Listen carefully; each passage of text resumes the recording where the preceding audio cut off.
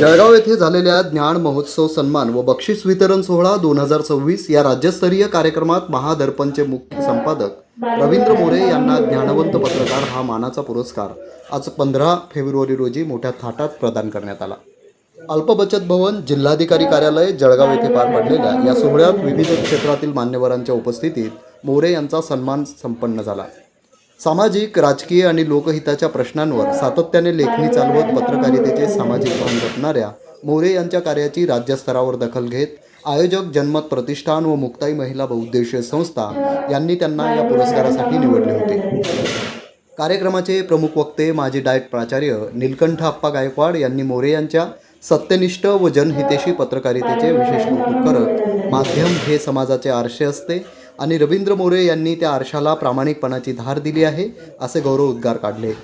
या सोहळ्याच्या अध्यक्षस्थानी जळगावचे आमदार राजूमामा भोळे, नवनिर्वाचित महापौर दीपमाला काळे, माजी महापौर जयश्री महाजन हे मान्यवर उपस्थित होते।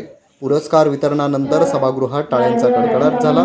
या प्रसंगी आयोजक संस्थेचे अध्यक्ष पंकज नाले व मुक्ताई संस्थेच्या अध्यक्षा सौ नीताताई मंगलसिंग सोनावणे यांनी मोरे यांच्या पत्रकारितेतील योगदानाचे कौतुक करत हा सन्मान फक्त एका पत्रकाराचा नाही तर सत्यनिष्ठ पत्रकारितेच्या मूल्यांचा विजय आहे। रवींद्र मोरे यांनी या सन्मानाबद्दल समाधान व्यक्त करत सांगितले की हा पुरस्कार माझ्या सहकाऱ्यांचा आणि वाचकांचा आहे। समाजातील समस्यांवर लेखणी चालवण्याचे कार्य पुढेही अविरत सुरू राहील।